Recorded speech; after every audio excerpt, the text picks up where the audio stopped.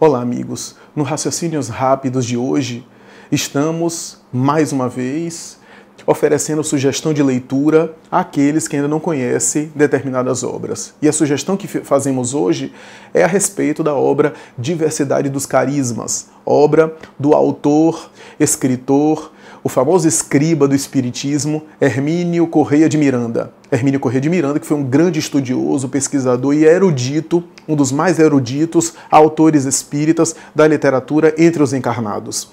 E em Diversidade dos Carismas, ele examina a faculdade mediúnica colocada em prática, fazendo sempre pontes com o Livro dos Médiuns. Há edições de Diversidade dos Carismas que apresenta a obra em 2 volumes. E as edições mais recentes me parece que fundiram os 2 volumes em um volume só. A verdade é que Diversidade dos Carismas traz à baila discussões muito pertinentes da prática mediúnica, sempre fazendo conexões com a obra da codificação kardeciana e outros autores. Ele toma por base a referência de uma médium que ele conheceu, que ele coloca como pseudônimo, o pseudônimo Regina, mas o nome dela não é esse, é outro nome que ele não revela. E durante toda a obra, ele examina a médium Regina, tecendo considerações sobre os fenômenos que aconteciam com ela, trazendo uma série de discussões interessantes, inclusive em torno da fronteira que separa o animismo do mediunismo. Esse setor tão complicado e que gera tantas polêmicas nas discussões sobre mediunidade. Ele conclui a obra e coloca na obra várias vezes que mediunismo e animismo andam juntos.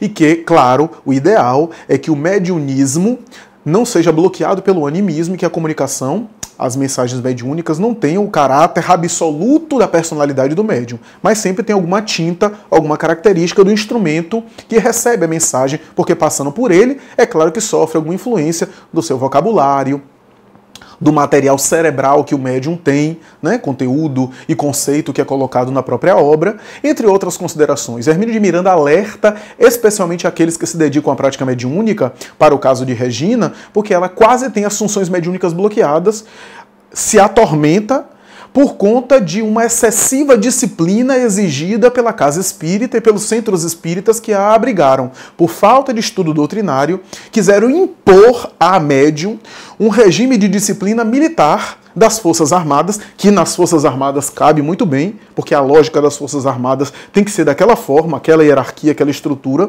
mas que não é compatível com uma prática mediúnica que tem a subjetividade de cada um, que tem as características psíquicas de cada um e que naturalmente passa muito pela subjetividade de cada criatura. Cada médium é um, porque cada pessoa é um também. Então exigiam dela, por exemplo, a comunicação mediúnica com uma postura física específica, com um tom de voz específico, mas os espíritos que se comunicam pelos médiuns vêm com as suas emoções. E se o médium quiser bloquear demais como os espíritos se comunicam, já não é o espírito que está se comunicando, é o próprio médium que está peneirando ou bloqueando demais a mensagem do espírito. Um espírito com raiva, um espírito chorando, um espírito com emoção agressiva, vai chegar agressivo em comunicação mediúnica.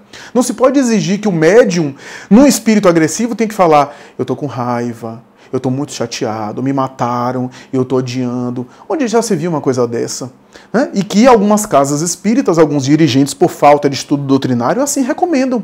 Assim exige. E ela foi ficando tão neurotizada, tão atormentada, que quase se bloqueava, talvez resultando em transtorno psíquico ou em bloqueio da faculdade mediúnica, por conta dessas loucuras e dessas perturbações que lhe eram impostas. Então, é óbvio que na educação da mediunidade não chegaremos aos excessos do espírito se manifestar e o médium permitir que ele se jogue no chão, que ele bata no doutrinador, que ele saia numa briga corporal contra outro médium, que ele agrida o ambiente, que ele chute cadeira. Aí tem o controle mediúnico.